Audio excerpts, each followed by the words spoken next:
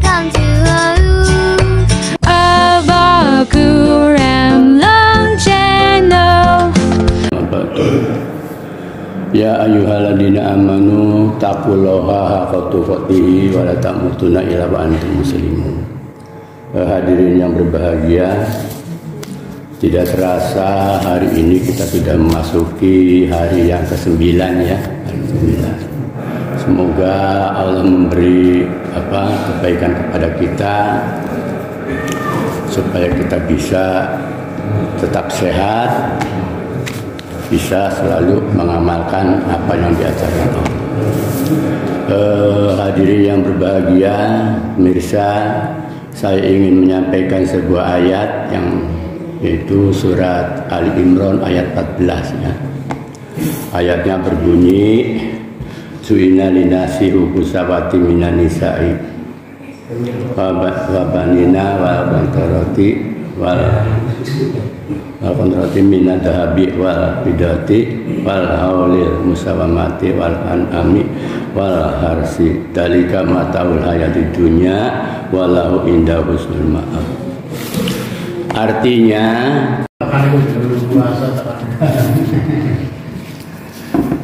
dijadikan terasa indah dalam pandangan manusia cinta terhadap wanita-wanita, cinta terhadap wanita-wanita, cinta terhadap anak-anak, cinta terhadap harta benda yang menumpuk, harta benda ya berupa binatang-binatang, kuda-kuda pilihan, binatang ternak, kemudian sawah ladang ya yang luas. Kemudian semua itu hanyalah kesenangan atau kehidupan di dunia. Di sisi Allah lah tempat kembali yang baik. Jadi kita diingatkan Allah supaya jangan terlalu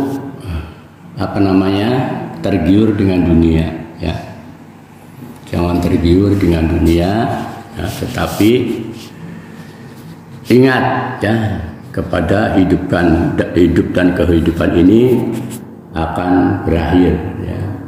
Hadirin yang berbahagia, ketika kita ada di pagi hari ini dalam keadaan sehat ya, ketika kita ada di pagi hari ini dalam keadaan sehat, jangan tidak tahu usia kita akan menjelang tiba. Jadi mudah-mudahan kita bisa diberi umur panjang sampai Lebaran. Hadirin yang berbahagia, kemarin Pak Kamal menerangkan tentang bahagia ya, seorang itu hidup bahagia bagaimana, yaitu ada 4 unsur ya, ada 4 unsur manusia bisa hidup terasa bahagia. Yang pertama adalah mempunyai istri ya yang soleh ya. Kalau seorang laki-laki punya istri yang soleh, kalau perempuan punya suami yang soleh, yang rajin beribadah ya. Kalau istri yang rajin beribadah, yang selalu bisa membuat suaminya senang.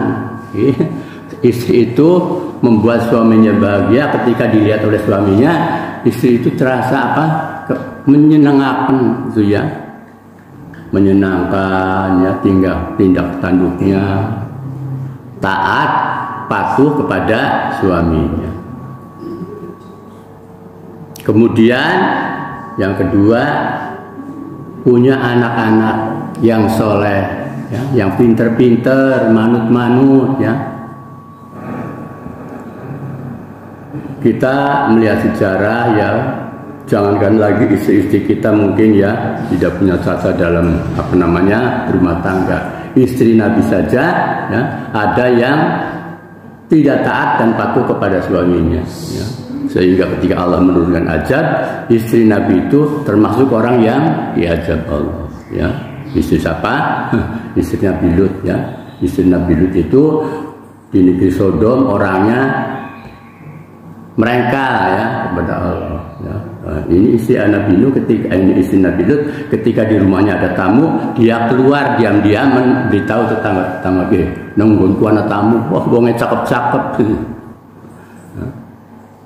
Supaya orang-orang pada datang ke rumahnya.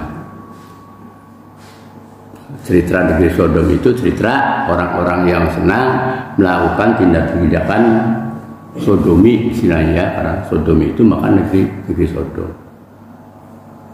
Begitu juga anak-anak ya. Anak-anak ini kita ingin sekali punya anak yang pinter-pinter, rajin ya. Di lingkungan kita ada ya anak yang kehidupannya sederhana orang tuanya ya.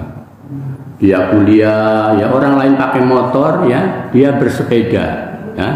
Bersepeda dengan tekun ya, sabar, orang tuanya ya bangga ya dengan anaknya. Sampai wisuda ya, betapa bahagianya ya. Di tengah-tengah zaman yang seperti ini, anak itu mau ya, berkuliah dengan naik sepeda. Itu anak yang baik. Padahal tidak semua anak seperti itu ya. Ada yang lah tetangisi kon kuliah, tetangisi kon kuliah tok kon mangkat ora gini ya. Bedot ya. Bed. Tiba-tiba kelapa itu tenggelam, pohon kelapa itu tenggelam ya. Anak Nabi Nuh tidak tertolong ya. Karena apa? Ya karena memang Allah berkehendak seperti itu. Jadi kita tahu betul bahwa usia ini ya milik Allah. Jangan sampai kita berharap ketika pagi ini kita sehat, kita bisa hidup sampai nanti sore. Belum tentu ya, belum tentu. Ini yang harus kita perhatikan. Unsur yang ketiga ya, bagaimana punya rewan yang jujur ya. Kalau kita bos ya kita punya karyawan-karyawan yang jujur, sehingga kita bekerja lain itu kita percaya ya, di sana pembantu kita atau karyawan-karyawan kita akan berbuat baik.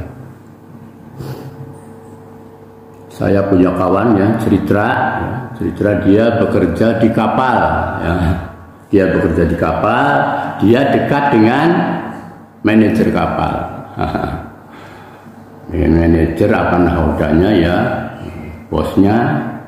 Terus suatu hari dia diperintah oleh bosnya, Ren, tolong kamarku dibersihkan, ya, dirapikan, aku mau mandi. Ya Pak, siap. Ini tahun 75 ya, 77. Dia masuk kamar bosnya, semua dirapihi. Ketika dia sedang rapi-rapi, lihat ada uang di meja 300.000. Zaman segitu 300.000 ya. Rumah di sebelah saya itu rumahnya besar bertingkat, dijual itu harganya cuma 12.000. Jadi kalau untuk beli rumah yang mewah itu dia bisa beli rumah 25 buah. Uang 300 itu disaki terus keluar. Pak, udah beres? Ya sudah beres, semuanya tak beres. Ya terima kasih. Saya mau keluar dulu Pak, mau turun jalan-jalan. Ya sana. Tapi turun lagi tidak bawa apa-apa, dia hanya bawa uang. Semua barang dia ditinggal, karena dihitung lah barang ini kira regane. Ya. Kapalnya bunyi tutut mau berangkat dia goodbye lari saja. Bosnya tidak tahu mungkin ya bagaimana ceritanya. Tetapi dengan uang itu ternyata tidak manfaat. Setelah 5 bulan, 6 bulan, dia bawa uang itu untuk poya-poya ya, tempat-tempat maksiat, tempat judi apa, pulang ke rumah biasa lagi ya. Dengan pakaian yang dulu dia berangkat ya, sekarang dia pulang dengan pakaian itu juga. Jadi harta yang dia dapatkan sia-sia. Ini kalau kita punya pembantu atau kita punya karban yang sifatnya hianat, sangat-sangat ya menyedihkan bagi tuannya. Dan yang terakhir, unsur yang keempat adalah kita punya sahabat ya, yang baik. Manakala kita akan pergian kemana kita bisa titip. Ya, kalau kita punya tetangga yang baik, ya, kita akan pergi ke kota, ya, Bu, tolong mbak hujan, ya, tolong mbak hujan, nunjukin kita sedang menjemur pakaian. Mbak hujan ya tolong kan kalau dengan tetangga kita baik, ya, senang sekali. Tapi kalau tetangga kita malah kewat-kewat ya gunane mengusui malah susah ya, sumpek kayak itu ya. Ini unsur-unsur kebahagiaan. Di dalam apa yang disampaikan tadi bahwa hidup bahagia itu 4 perkara atau 4 unsur. Yang pertama punya istri yang baik ya, yang soleh, punya anak yang baik, yang soleh, yang manut. Ketiga punya pembantu atau karyawan yang jujur-jujur. Keempat punya sahabat. Kekayaan tidak termasuk di dalam unsur membawa kebahagiaan kepada kita. Kita tahu, kita sering tahu banyak ya. Ada orang yang kaya raya, ya, kaya raya tapi penyakit gula. Dela-dela kedengaran ke rumah sakit mau diamputasi. Ya, kira-kira bahagia apa hartanya? Angger dunyane dedekan kabeh kon sehat sing penting orang itu mau. Dunyane wis aku itu diamputasi siji. Ngesuk maning kapan amputasi maneh siji. Lah ya. Punya gula ya orang ya, punya makan apa nggak bisa makan padahal hartanya banyak. Karena itu harta tidak membawa unsur kebahagiaan. Jadi wong sing dunyane akeh orang mesti bahagia ya, saking enaknya sing gagahnya bahagia. Dunia itu tidak akan membawa kita pada kebahagiaan. Yang membawa kebahagiaan adalah ketika kita punya istri yang baik, kita punya anak-anak yang baik, kita punya rewang yang baik, punya tetangga-tetangga atau sahabat yang bisa dipercaya.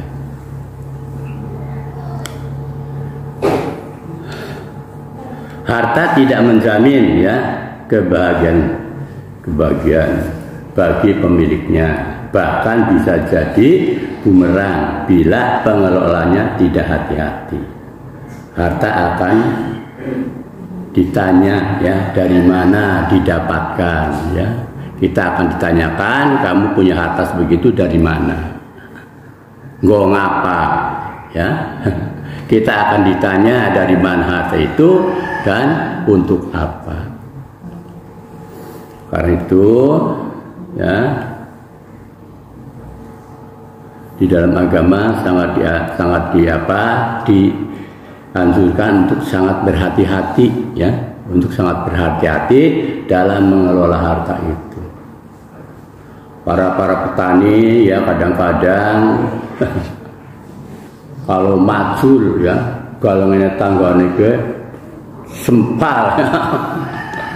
Saya pernah nanam lombok ya, di tengah-tengah galangan itu patok bikin sebelah selatan ulin tempel sampai pas.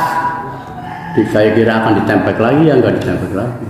Kalau satu tempel sekali ya nempel 20 cm ya, atau 10 cm aja 10 tahun berapa? Semeter ya. Dulu saya pernah jalan-jalan dari sini ke sana ke Sumbang kan lewat sawah ya. Saya lewat rupanya habis kelasiran di situ ya. Habis kelasiran. Galangannya itu di sini patoknya mungkin ada 1,5 meter dari selatan galangan itu. Artinya apa? Galangan itu tadinya adanya di selatan 1,5 meter. Jadi orang ini selama 10 atau 15 tahun boleh nampingi nanti 1,5 meter. Ini harta yang sedikit ya. Kalau cara pemakanannya segitu, seperti kita membuat susu ya, sebaskom, sogi endrin, sesendok banyu teh, sesendok teh, endrin Jadi susu yang semangkok itu semuanya tidak bisa dimakan. Kalau kita minum ya begitu juga harta dunia. Kalau kita caranya ya memindahin patok orang itu sangat dilarang. Sangat dilarang. Waktu kita di sini ada pelasiran, tanah-tanah apa namanya kering mau dijual, itu begitu jadi plasir di ada orang yang punya tanah long 6 sangga, duit apa punya SPPT-nya toh, tapi sawahnya nggak punya. Kayaknya duit SPPT long 7 sangga, ini sawahnya bukan ngendi gitu ya. Nah ketika ada pelasiran tanahnya mau dijual, diukur lagi. Ada orang yang punya SPPT-nya 10 boleh garap 12. Ya. Tanah yang itu sangga ini ketemu, ini kamu tanahnya di sini. Oh begitu ketemu langsung dijual. Oh, ya orangnya nemu dua tanah itu sangga buneng di mau nek. Tahun-tahun tidak punya tanah dia, padahal dia punya tanah 7 sangga dalam SPPT. Enggak tahu bayar pajak tagih ya. Tapi nggak pernah garap. Ternyata digarap oleh orang itu. Sing duwe long 10 garapnya long 12.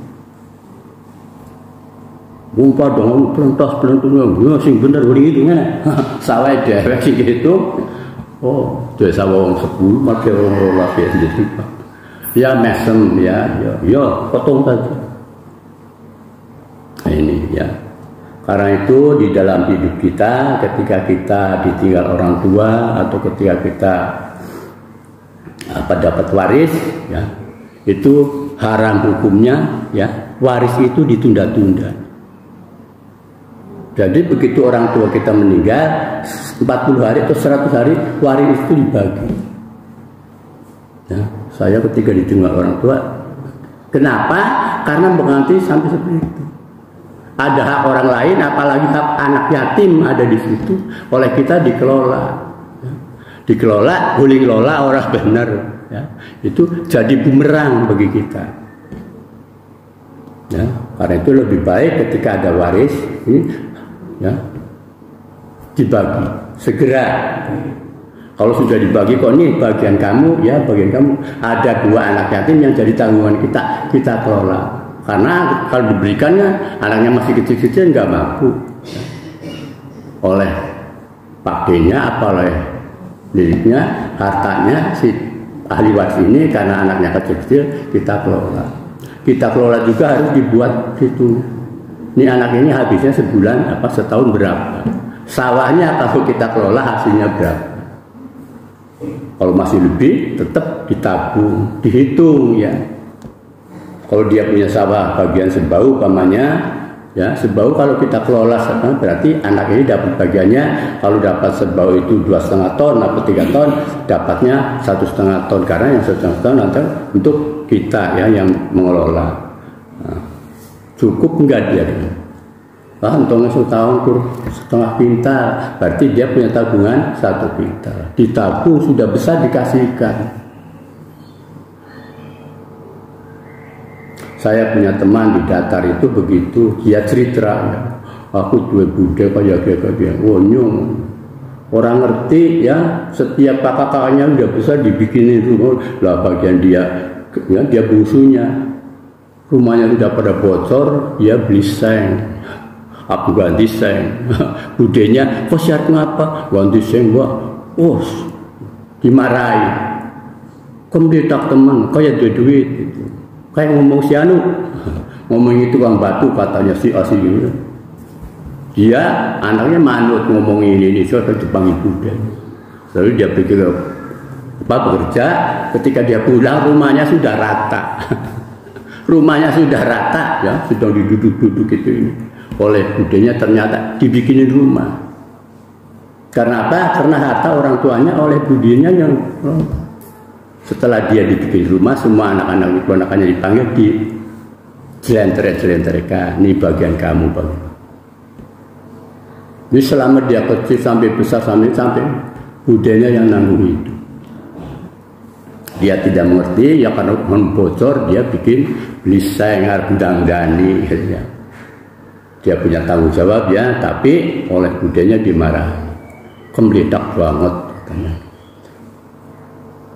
Ini cara Islam mengajarkan kepada kita.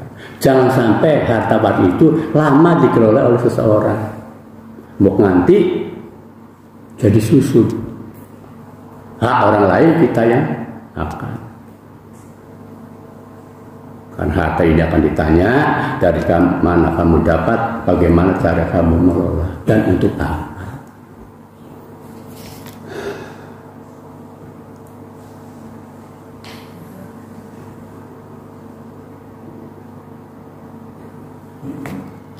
Hadirin yang berbahagia, tadi surat Ali Imran ayat 14 ya.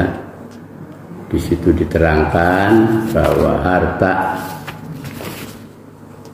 itu hanya kesenangan dunia. Di sisi Allah lah tempat kembali yang baik. Ayat berikutnya yang saya bacakan artinya saja.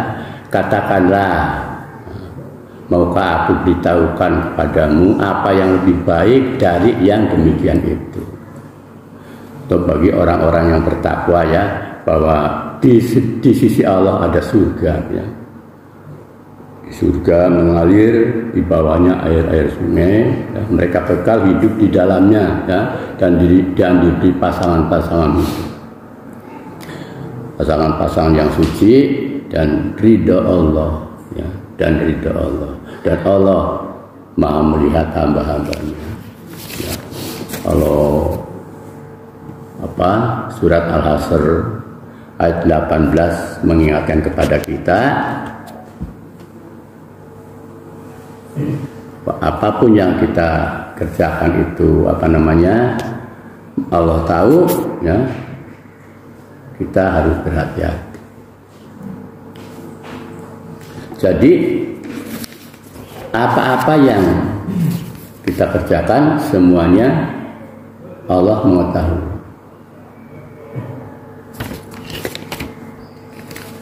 Hadirin yang berbahagia, saya ada sebuah cerita ya,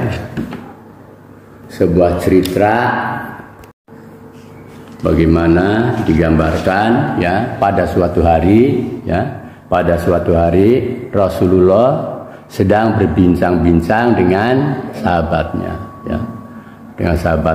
kemudian Rasulullah bertanya, wahai sahabat-sahabatku, apa kamu mau tahu seorang ibu yang ahli surga? Ya. Para ibu sahabat itu menjawab, ya Rasulullah, siapa dia? Ya. Sebentar lagi ibu itu akan lewat. Ya. Sebentar lagi ibu itu akan lewat. Coba siapa ibu itu? Tidak lama kemudian ibu itu lewat. Yang lewat ternyata Ibu Zaitun. Namanya Ibu Zaitun, apa ibu siapa ya? Istrinya Bapak Jamil ya. Seorang pedagang kayu bakar ya. Seorang pedagang kayu bakar yang miskin ya. Dia lewat, Rasulullah mengatakan ibu itu ahli surga. Para sahabat ya, ternyata ya Ibu Zaitun orang yang biasa-biasa saja, tapi dikatakan sebagai ahli surga ya. Setelah 3, 4, 5 minggu ya, 6 minggu kemudian Rasulullah sedang berbincang-bincang lagi dengan para sahabat itu ya.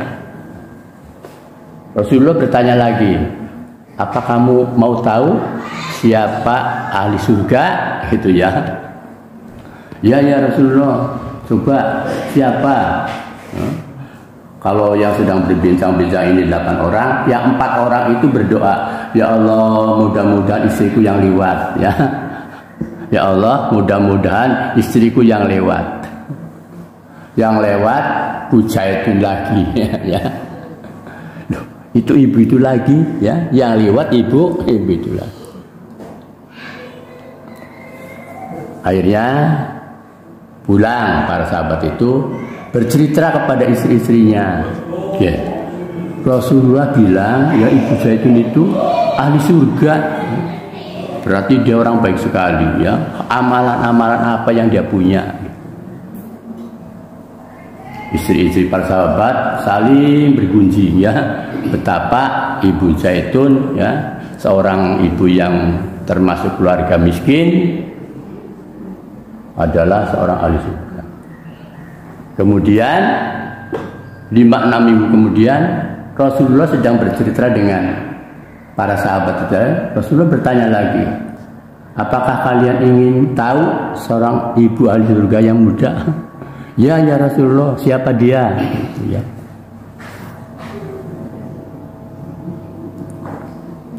Rasulullah bilang nanti sebentar lewat, gitu ya. Sebentar ibu itu akan lewat, ya. Semua sahabat yang ada di situ berdoa, ya Allah, mudah-mudahan bojoku sing liwat, ya. Mudah-mudahan bojone yang sing liwat. Sing liwat Bu Zaitun itu liwat lagi.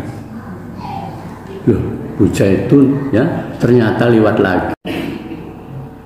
Akhirnya para sahabat ini bercerita kepada istri-istrinya, coba mah sekali-sekali tanya sama Bu Zaitun, amalan apa yang bisa dia kok disebutkan apa disebut-sebut oleh Rasulullah sebagai ahli surga? Amalan apa? Ya. Oh. Ibu-ibu ini bercerita, ya, dengan kawan-kawannya, ya, para istri-istri sahabat yang bicara dengan Rasulullah. Dia kemudian sepakat, ayo kita sama-sama ke sana ke rumah Bu Zaitun. Yang lain, mari mau Bu Zaitun barang ke Bang Wulu, ya, susah banget, rumahnya kecil, kita mau duduk di mana, gitu, ya. Ya nanti kita beli tikar, kita bersihin rumahnya, kita duduk di tikar ngampar. Ya nanti kita beli karpet biar di bawahnya tikar ya ada karpet, kita bisa ada tempuk duduknya.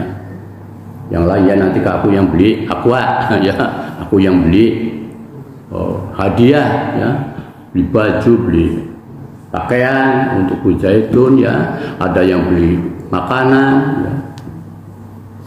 Setelah sepakat, suatu hari dia berangkat sama-sama, ya.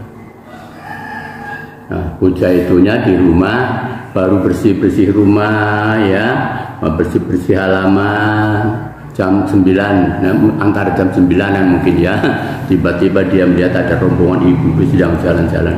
Dia, loh, itu ibu-ibu pada mau kemana, ya? Ibu-ibunya cantik-cantik, ya, pakaiannya menor-menor, ya. Dia mau masuk rumah nggak jadi, liatin, tahu-tahu ibu itu masuk halaman rumahnya. Loh, ini pada maringane, ya, bingung dia. Aduh, dia anggar mertamu maringnya pun jago maringin tinggi, ya. Ternyata ibu itu yang satu memeluk dia. Bu, selamat pagi. Oh, selamat pagi. Loh, ini pada mau kemana? Mau ke rumah ibu. Ayo masuk, Bu, ya. Yang punya rumah yang diajak masuk oleh tamunya. Tamu yang lain sudah gelar tikar, gelar karpet, ya, konsumsinya sudah disiapin. Ya, Bu Zaitun bingung. Ada apa? Ada apa? Ini kayaknya kok ngageti banget, ya. Kenapa? Karena nggak ada hujan, nggak ada angin, nggak ada berita, kok tahu-tahu ada orang-orang datang ke rumah. Setelah berbahasa basi, ibu itu bercerita, Bu, aku ingin tanya kepada ibu punya amalan apa, Bu? Sing apik banget, ya. Sampai-sampai Rasulullah mengatakan kepada suamiku bahwa ibu itu ahli surga, ya, bahwa ibu itu ahli surga.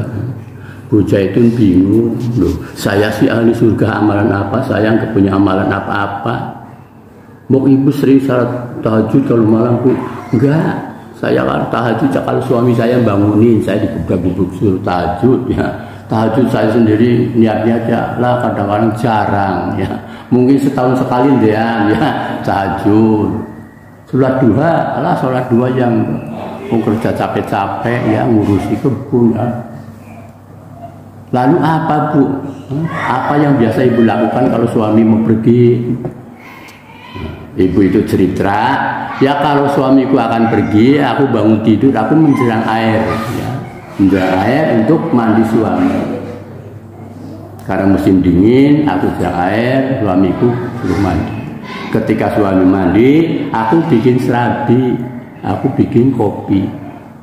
Nanti kalau sudah mandi, suamiku suruh medan, ya. Aku menyiapkan jualannya. Kayu bakar berapa ikat yang akan dibawa,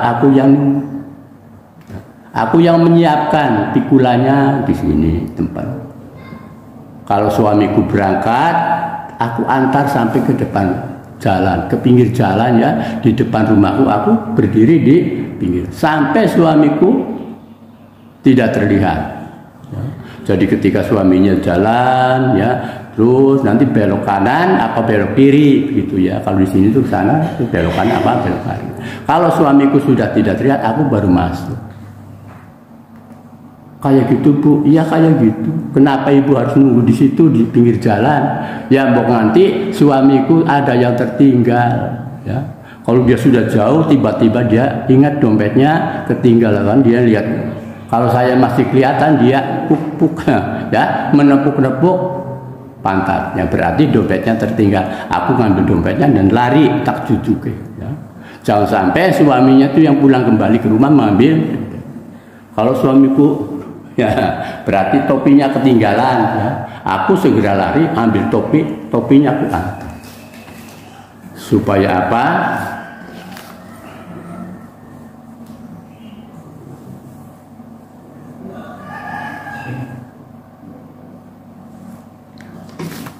Ini maksudnya diumumkan apa? Diumumkan itu diumumkan pasar gratis. Maksudnya diumumkan ini apa ya? Nggak usah diumumkan. Oh iya. Hadirin, ada pengumuman sedikit ya, bahwa nanti habis acara ini ada Jumat Berkah ya, atau pasar gratis. Mohon waktu jam 5.20. Ini jam 5 berapa ini? Wah, udah kelewat ya. Ya, karena udah kelewat waktunya, berarti saya sudah habis ini ya. Kita cukupkan sekian saja pengajiannya.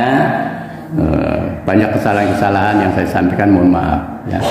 Billahi taufiq wal hidayah. Wassalamualaikum warahmatullahi wabarakatuh. Don't forget to like and subscribe.